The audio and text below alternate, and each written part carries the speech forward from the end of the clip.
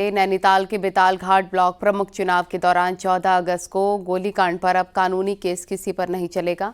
दोनों पक्षों ने पूरे मामले में आपस में समझौता कर लिया है, जिसके बाद हाई कोर्ट ने केस को वापस कर दिया है।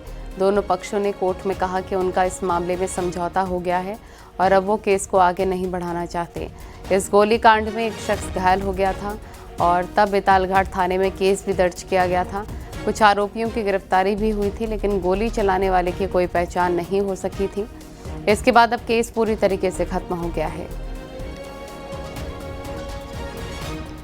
उन्होंने देखा कि जो है भाई इंजर्ड भी वहाँ पे है, कंप्लेनेंट भी वहाँ पे है और सब जो है एक दूसरे को जानते हैं और एक दूसरे के बारे में जो है जिसने गोली चलाई उसको न कोई देखा है न किसी ने डंडा मारते हुए देखा है। तो ऐसे में कोर्ट ने कहा भी ये अननेसेसरी जो है फुटाइल एक्सरसाइज है, तो इसको ख़त्म कर देना चाहिए। तो माननीय उच्च न्यायालय ने दोनों पक्षों को सुनने के बाद और सारे जितने भी जो है कंसर्न पार्टीज थी उनको सुनने के बाद इसको जो है एफआईआर को, दोनों की एफआईआर एक दूसरे के खिलाफ जो की हुई थी उनको ख़त्म कर दिया है। ऋषिकेश की सब्जी मंडी में शुक्रवार को नमाज पढ़ने से हड़कंप मच गया। नमाज पढ़ने की खबर से हिंदुवादी संगठन से जुड़े लोगों ने आरोपी दुकानदार को घेर लिया, साथ ही आगे से सामूहिक तौर पर नमाज नहीं पढ़ने की चेतावनी दी। मंडी परिषद के कर्मचारियों के समझाने पर मामला शांत हो पाया है।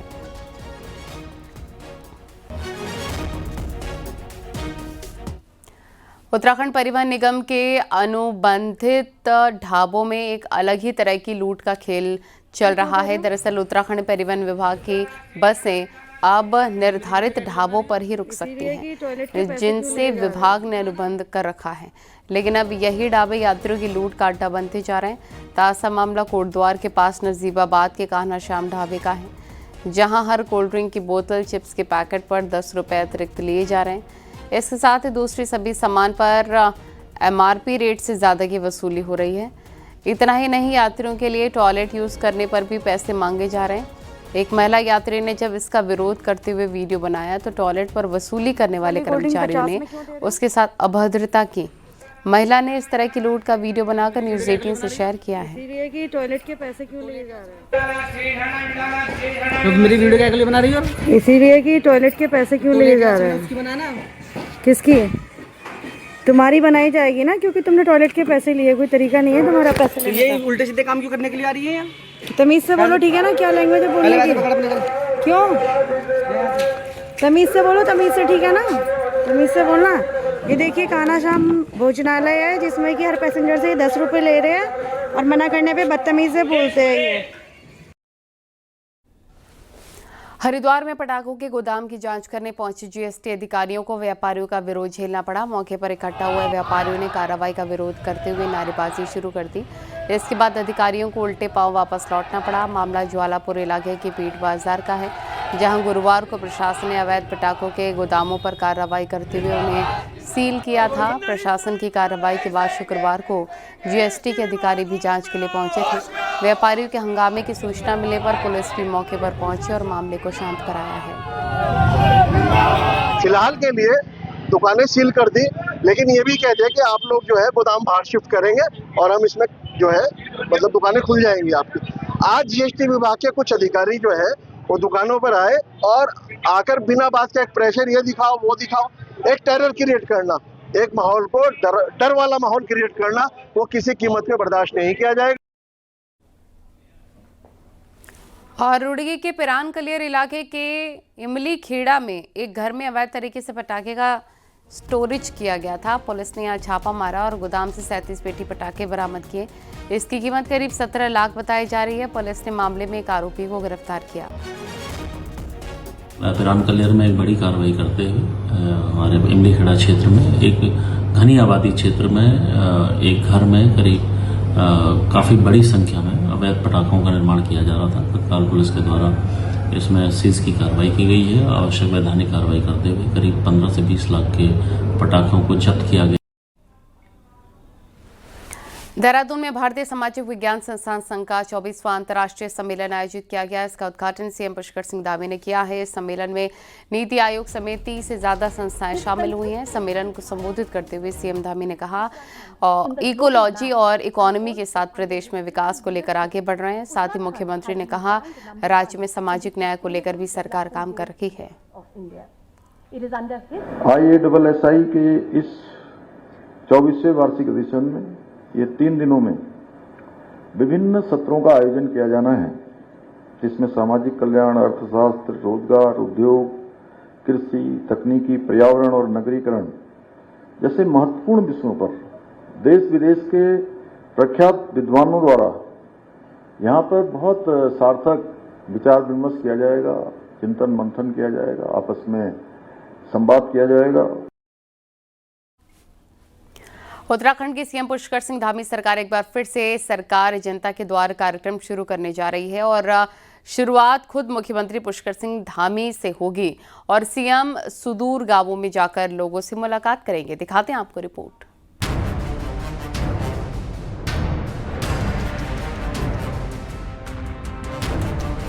बारिश खत्म होने के बाद अब पुष्कर धामी सरकार जनता के द्वार कार्यक्रम शुरू करने जा रही है। इस बार मुख्यमंत्री जिलों के उन दूरस्थ क्षेत्रों में जाकर रात्रि प्रवास करेंगे जहां अब तक किसी वजह से वो नहीं जा सके थे। मुख्यमंत्री पुष्कर सिंह धामी ने बताया कि ऐसे क्षेत्रों की लिस्ट तैयार की जा रही है। इसके बाद वो इन क्षेत्रों में जाकर न सिर्फ रात में रुकेंगे बल्कि स्थानीय लोगों से सीधे संवाद भी करेंगे, उनकी समस्याएं सुनेंगे और फीडबैक लेंगे। देखिए, वो चूंकि जिस जनपद में ऐसे स्थान जहाँ पर पहले कार्यक्रम नहीं हुए हैं, पहले इस प्रकार का प्रवास नहीं हुआ है, उन स्थानों का चयन किया जा रहा है और उन स्थानों पर मैं रात्रि प्रवास भी करूँगा। सारी उस जनपद की जो जन समस्याएं हैं उनकी सुनवाई भी करेंगे और लोगों के साथ संवाद भी करेंगे। अलग अलग ग्रुप के लोगों के साथ बातचीत करके फीडबैक भी लेंगे। उसके आधार पर सरकार में जो हमें निर्णय लेने होंगे वो निर्णय लेंगे। इस कार्यक्रम की सबसे बड़ी बात यह है कि मुख्यमंत्री सड़क रूट से यात्रा करेंगे ताकि जमीनी हकीकत से रूबरू हों। मुख्यमंत्री के बाद मंत्रियों के दौरे लगाने की भी तैयारी है। मंत्री भी जिलावार प्रवास पर जनता दरबार लगाएंगे। देश के जो हमारे सभी कैबिनेट मंत्रीगण हैं उनकी भी जन संवाद के कार्यक्रम जल्दी जिलों में लगने वाले हैं। दीपावली के तत्काल बाद मुख्यमंत्री के प्रवास कार्यक्रम शुरू हो सकते हैं। सरकार का मानना है कि इस पहल से न सिर्फ जनता की शिकायतों का समाधान होगा बल्कि प्रशासनिक व्यवस्था को भी और ज्यादा जवाबदेह और संवेदनशील बनाया जा सकेगा। हालांकि जानकार इसे 2027 को लेकर सरकार की तैयारियों से जोड़कर देख रहे हैं। देहरादून से न्यूज़ 18 के लिए सुनील नौप्रभात की रिपोर्ट। बीजेपी के प्रदेश प्रवक्ता सुरेश जोशी का कहना है कि सोशल मीडिया पर सरकार के खिलाफ साजिश चल रही है और पैसे लेकर ये काम हो रहा है। न्यूज़ 18 के खास कार्यक्रम राइजिंग हल्द्वानी के मंच पर उत्तराखंड एडिटर अनुपम त्रिवेदी के सवाल पर सुरेश जोशी ने ये बड़ा बयान दिया। देखें। उसके बाद से सोशल मीडिया में या ये कहें कि कुछ कई संगठन बड़े एक्टिव हुए हैं, हमलावर हो रहे हैं सरकार पे। जो आपसे मैं मूल प्रश्न मेरा यही था, तो इस प्रकार का जो वातावरण पूरा एक बन रहा है, क्योंकि अब चुनाव में जाएंगे, अब 1 साल बाद करीब 1-1.25 साल में चुनाव में चले जाएंगे, तो क्या भारतीय जनता पार्टी को क्या चांसेस लगती हैं कि ये जिस प्रकार का चौतरफा हमला हो रहा है इससे कैसे पार पाएंगे? तो सोशल मीडिया के लोगों को भी लोग जानते हैं, वो कौन लोग सोशल मीडिया चला रहे हैं और वो किनके हाथों की कठपुतली बन रहे हैं, उनके पास पैसा कहां से आ रहा है सोशल मीडिया चलाने के लिए। सारी चीजें बहुत साफ साफ दिख रही हैं। लेकिन हम एक कैडर बेस्ड पार्टी हैं, हमारे पास बूथ स्तर तक, मंडल स्तर तक, जिला स्तर तक कार्यकर्ता हैं। कार्यकर्ता जो है उस सोशल मीडिया का जवाब देने के लिए भी तैयार हैं कि भाई हमने क्या किया, हम क्या कर रहे हैं। और कुल मिलाकर के भारतीय जनता पार्टी की ताकत और इस प्रदेश के मुख्यमंत्री की ताकत को देख करके लोग घबरा रहे हैं। इस तरह से ये जो विषय आ रहे हैं जिनकी कोई प्रमाणिकता नहीं है। यूके SSS पेपर केस को लेकर आज बीजेपी के विधायकों ने सीएम पुष्कर सिंह धामी से मुलाकात की है और 21 सितंबर को ही परीक्षा को रद्द करने को लेकर बीजेपी विधायकों ने सीएम से अनुरोध किया। राजपुर से बीजेपी विधायक खजान दास के नेतृत्व में विधायकों के एक डेलीगेशन ने मुख्यमंत्री पुष्कर सिंह धामी से अनुरोध किया कि वो स्टूडेंट के मन की शंका को दूर करते हुए इस परीक्षा को रद्द करते हुए दोबारा परीक्षा करवाने पर विचार करें। की जांच के लिए भी माननीय मुख्यमंत्री जी ने बड़ा दिल करके किया है, आदेश किया है और इससे भी कहा है कि छात्रों की मांग थी कि ये जांच के तहत जो पाया गया है और इसमें ये भी कहा गया है कि ये जो अभी तक की जो ये पेपर लीक मामला सामने आया है इसको निरस्त करना चाहिए। तो हमने इस बात को आगे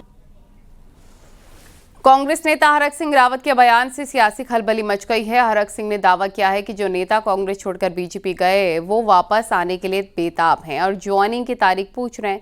इस पर महेंद्र भट्ट ने हरक सिंह से ही पूछ लिया कि वो कब तक कांग्रेस में हैं। देखिए रिपोर्ट।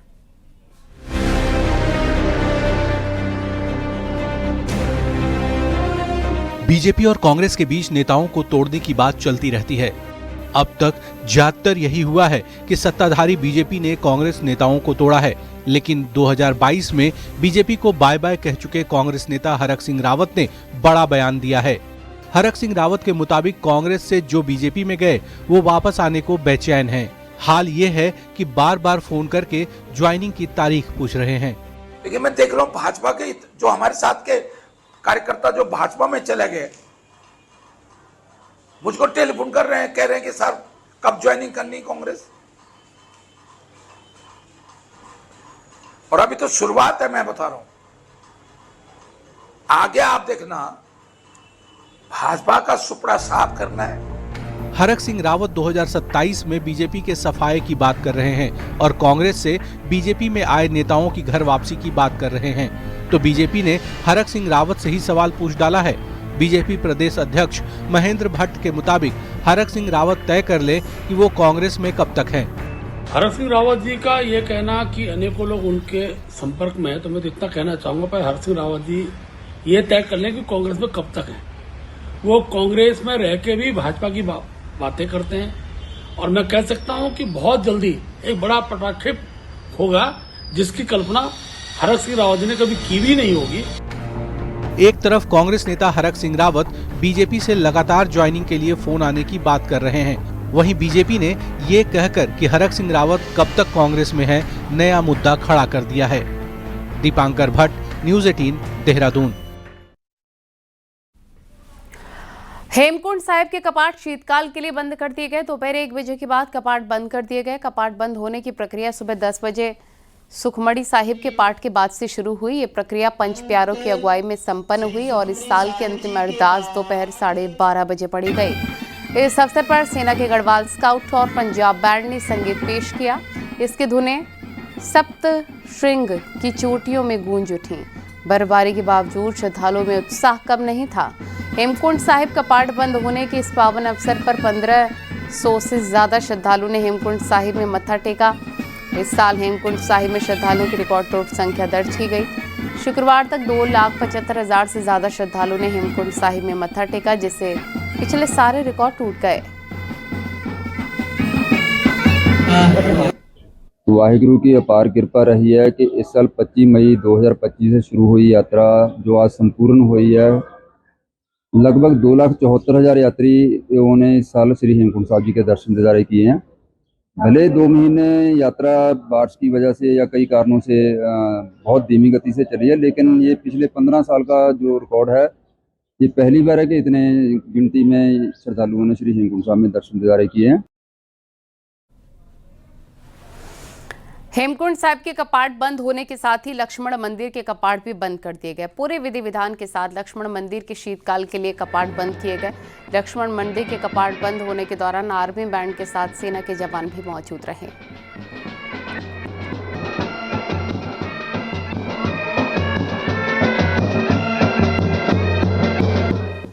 देश के सबसे बड़े उद्योगपति और रिलायंस इंडस्ट्रीज के चेयरमैन मुकेश अंबानी आज उत्तराखंड में बाबा बद्री विशाल और केदारनाथ धाम पहुंचकर विशेष पूजा अर्चना करते नजर आए। मुकेश अंबानी पहले बद्रीनाथ धाम पहुंचे। बद्रीनाथ धाम में उन्होंने भगवान बद्री विशाल की विशेष पूजा अर्चना की, आशीर्वाद लिया। भगवान बद्री विशाल के दर्शन पूजन के बाद उन्होंने माता लक्ष्मी मंदिर परिसर की परिक्रमा की और घंटा कर्ण भगवान के दर्शन भी किए। पूजा अर्चना के बाद मुकेश अंबानी ने बद्रीनाथ और केदारनाथ धाम के लिए 5-5 करोड़ रुपए का दान दिया। इससे पहले बद्रीनाथ धाम पहुंची बद्री केदार टेम्पल कमेटी के अध्यक्ष और उपाध्यक्ष ने उनका स्वागत किया। इस दौरान माड़ा और बामड़ी गांव की महिलाओं ने फूल बरसाए और मुकेश अंबानी ने कहा कि वे देवभूमि में आने का मौका मिलना और बद्रीनाथ भगवान के दर्शन का सौभाग्य मिलना बड़ी बात है। उन्होंने पिछले दिनों प्राकृतिक आपदा में जान गंवाने वाले लोगों के परिवारों के प्रति संवेदना भी व्यक्त की। रिलायंस इंडस्ट्रीज के चेयरमैन ने सीएम धामी के काम की तारीफ भी की। बद्रीनाथ धाम के बाद मुकेश अंबानी केदारनाथ धाम पहुंचे। यहाँ मंदिर समिति के लोगों ने और तीर्थ पुरोहितों ने उनका फूल मालाओं से स्वागत किया। इसके बाद उन्होंने बाबा केदार के दर्शन किए और विशेष पूजा अर्चना की।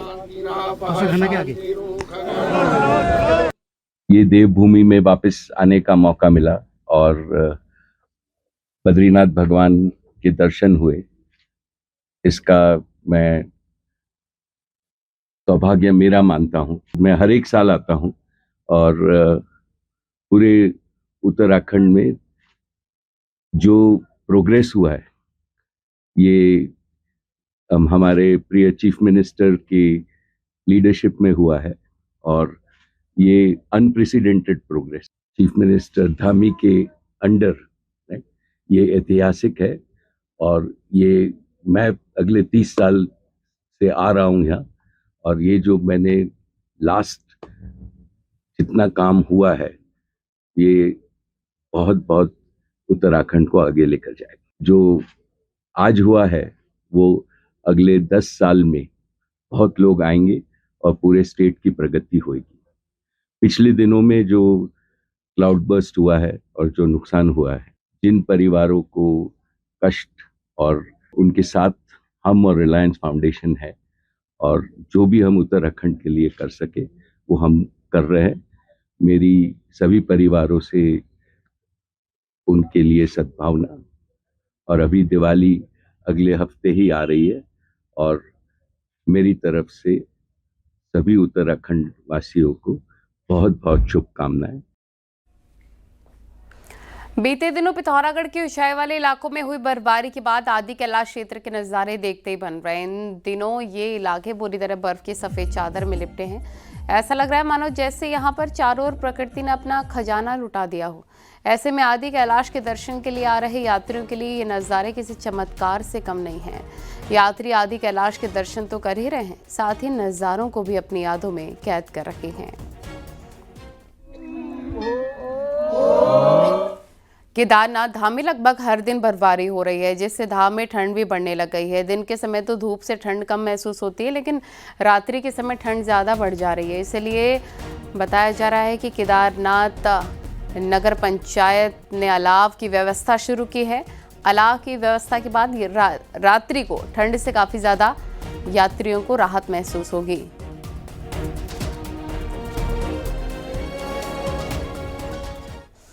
देहरादून में ट्रैफिक व्यवस्था को अब इंडियन रिजर्व बटालियन और पीएसी कंट्रोल करेगी। आने वाले त्योहारों को देखते हुए ये बड़ा फैसला लिया गया है। दून में जाम के हालात लगातार बदतर होते जा रहे थे, जिसके बाद गृह सचिव शैलेश बगौली को मीटिंग लेनी पड़ी और इसमें देहरादून के एसएसपी के साथ एसपी ट्रैफिक को भी कड़ी हिदायत दी गई।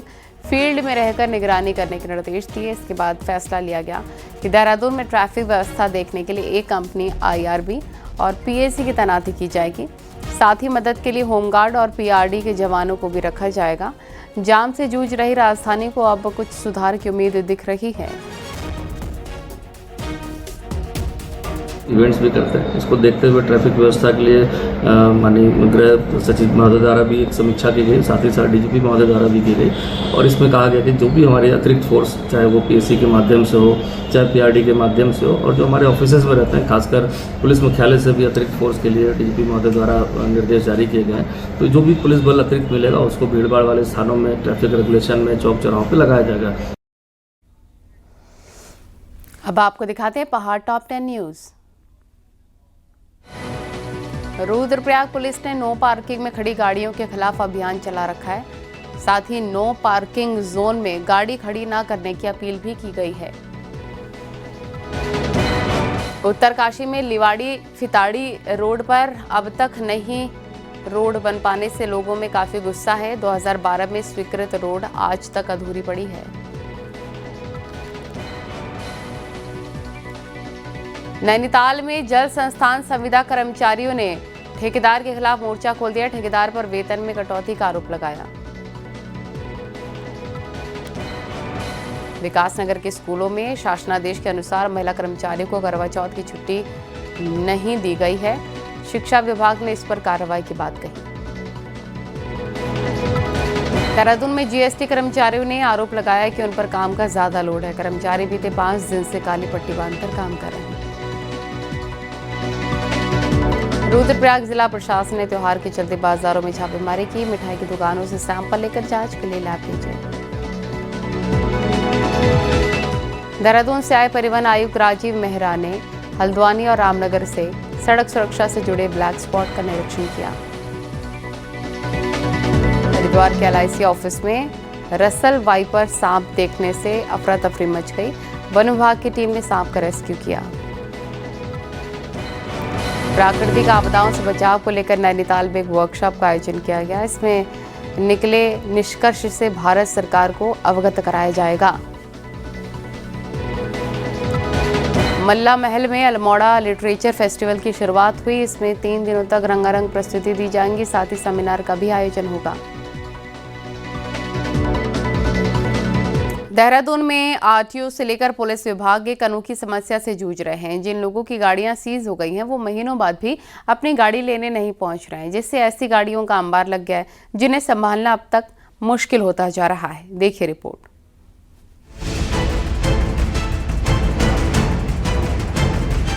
देहरादून में ट्रैफिक नियमों का उल्लंघन करने वालों के चालान कट रहे हैं, तो वहीं नियमों की धज्जियां उड़ाने वालों की गाड़ियां सीज हो रही हैं।